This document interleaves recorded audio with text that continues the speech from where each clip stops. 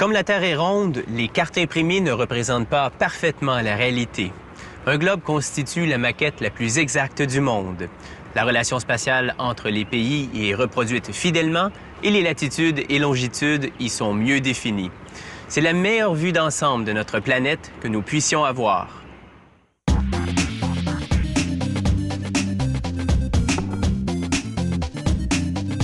À l'usine de fabrication des globes, la production dépend des événements internationaux. Lorsque des guerres ou des bouleversements politiques redessinent les frontières, les cartes sont révisées en conséquence. Pour fabriquer un globe, on prend d'abord un gros cylindre de carton. Une machine le tire sous un rouleau qui l'enduit de colle.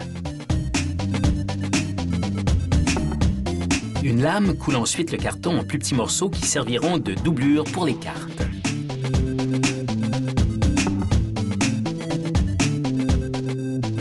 Une autre couche de colle et les doublures sont fixées à l'endos de cartes des hémisphères.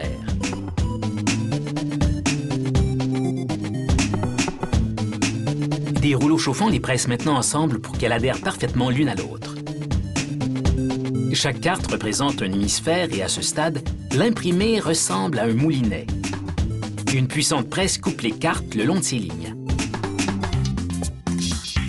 Chaque carte est placée avec précision dans la presse à découper. Après tout, le moindre faux mouvement pourrait déclencher un incident diplomatique. Deux passes sont nécessaires pour compléter la coupe.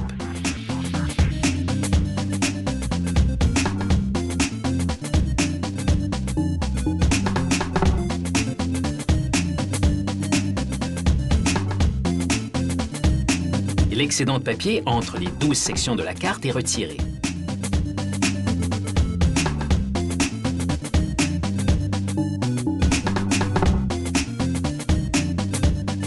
Voici une vue en plongée de la presse à découper. Ces lames étoilées permettent de découper la carte en forme de vire-vent.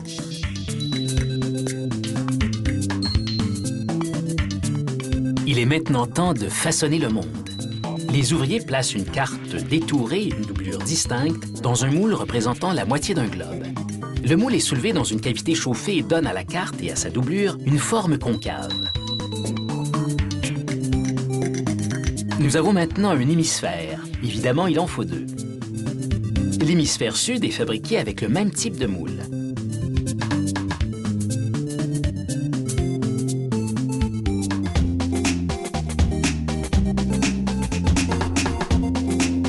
Les moules permettent aussi d'embosser la carte afin que les montagnes et les vallées soient visibles à la surface de la Terre. Voici l'intérieur de ces moules. Les sections en relief et gaufrées s'impriment sur les globes. Et les gens pourront ainsi voir et sentir les variations topographiques de la planète, qu'elles soient terrestres ou sous-marines.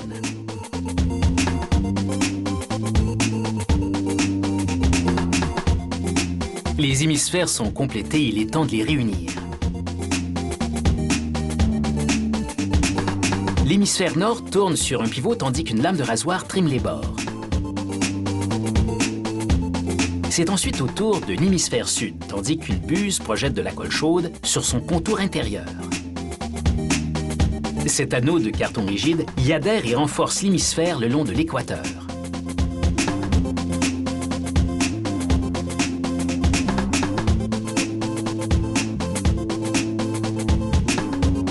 Les ouvriers appliquent de la colle sur l'hémisphère nord et l'ajustent sur le bord cannelé de l'hémisphère sud.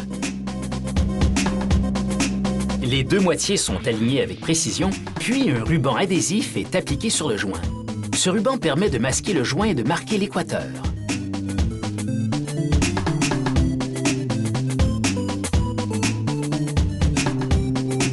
Chaque globe est ensuite placé sur un piédestal lui-même fixé à un arc métallique représentant un méridien.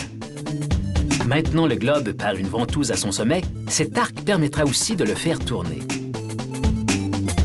Il n'a fallu que quelques heures pour créer cette représentation sphérique fidèle de la planète bleue à partir de papier et de carton.